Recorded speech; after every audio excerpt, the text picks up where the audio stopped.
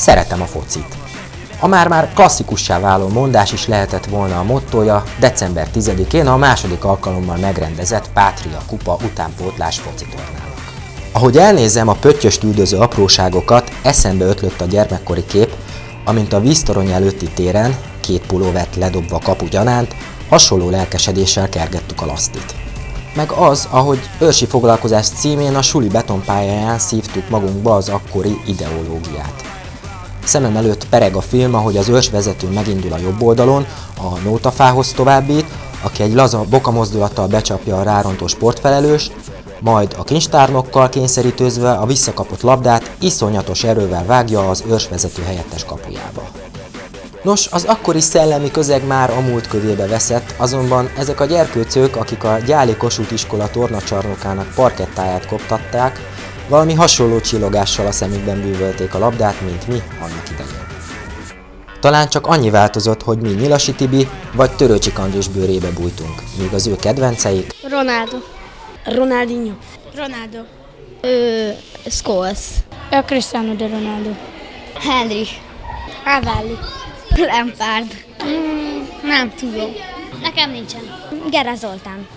Hát bizony a mostani kedvencek többsége nem a magyar bajnokság színvonalát emeli, de se baj, a gyáli sportélet vezetői azért bizakodóak. Tegnap volt a labdarúgó világbajnokság sorsolása, és sajnos ismét nem vehettünk részt rajta, mi magyarok. Reményeim szerint majd ez a korosztály egyszer oda kerülhet. A jövő reménybeli VB résztvevőinek addig azonban sok-sok mérkőzésen kell bizonyítani tehetségüket. Elsőként mindjárt a Pátria televízió nevével fémjelzett, a Lurko FC szervezésében megrendezett tornán.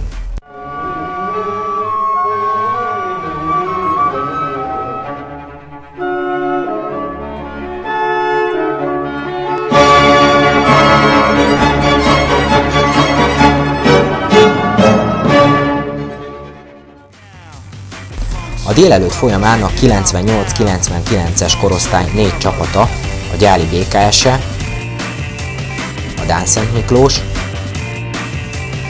a Budapesti Viktória FC és a gyáli lurkók mérték összetudásukat.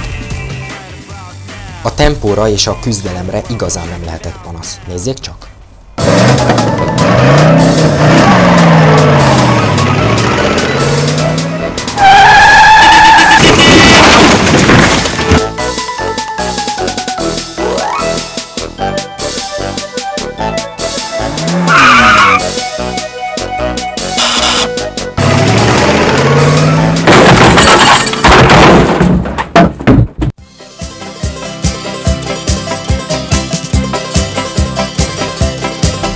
Egész délelőtt pattogott a labda, mire kialakult a végeredmény. 4. helyen a Gyáli BKS focipalántai végeztek.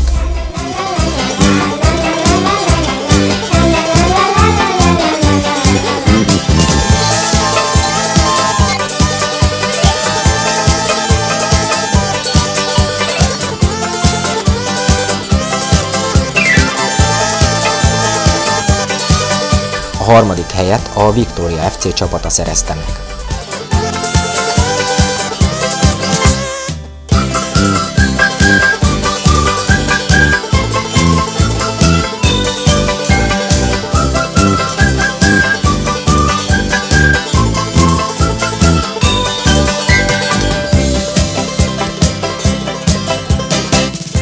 Második helyen a tavalyi kupagyőztes Dánszent Miklós végzett.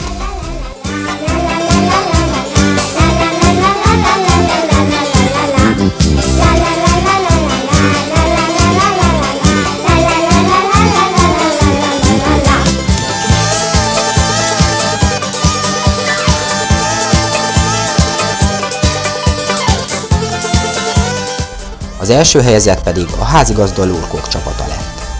Az érmeket a szülők akaszthatták csemeték nyakába, míg a kupát Patai László, a Pátria TV ügyvezető igazgatója adta át.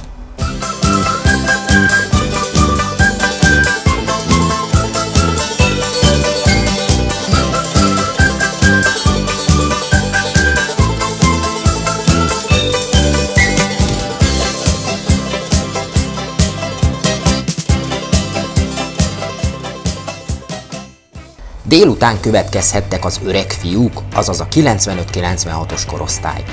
Itt a tavalyi kupagyőztes Gyöngyös mellett a gyáli BKS, a Dánszent Miklós és a gyáli Lurgó FC csapatai léptek pályára. A meccsek közben félszemmel aggódva pislogtam a szurkolótáborok felé, hisz manapság annyi csetepaté történik a pályaszélen. De mint ahogy a képeken látszik, a Dánszent Miklósi békezéktől a gyáli ultrákig mindenki békésen megfért egymás mellett. Már csak azért is, mert a pályán izgalmas mérkőzéseket követhettek figyelemmel. Szép lassan kialakult a végeredmény is, a 4. helyet a gyáli BKS, a 3. a Dánszent Miklós, a 2. a Lurgó csapata szerezte meg. A vándorkupát immár 2. alkalommal a gyöngyösiek vihették haza. Meghívtak a rendezők, hogy adjam át a díjakat, nagy örömmel tettem, hiszen ez egy örvendetes esemény, hogy a téli időszakban is történnek ilyen rendezvények. Sok gyerek sportolt itt ma, balesetmentes volt és nagyon jó mérkőzéseket játszottak. A szponzorunk a Pátria TV jóvoltából mindenki kapott érmet, ugye a 4. helyezett is ugyanúgy bronzérmet, a 2. ezüstöt, az első aranyat, és ugye kapott az első helyezett egy vándorkupát, amit azt jövőre vissza fogják hozni, és még egy kupát, amit saját maguknak az egyesületükbe, vitrínjükbe be tudják tenni. És ezentúl köszönöm meg a Pátria TV-nek közreműködést és a szervezést, és a sok-sok anyagi áldozatot, hogy ezt létre tudtuk hozni a mai versenyt. A gyáli labdarúgó élet ezévi utolsó eseményéről tehát mindenki elégedetten távozott. A focicipő is szögre került, a labda is szusszanhat egyet, hogy aztán januártól újból hangos gyerekzsivaj töltse be országszerte, így Gyálon is a tornatermeket.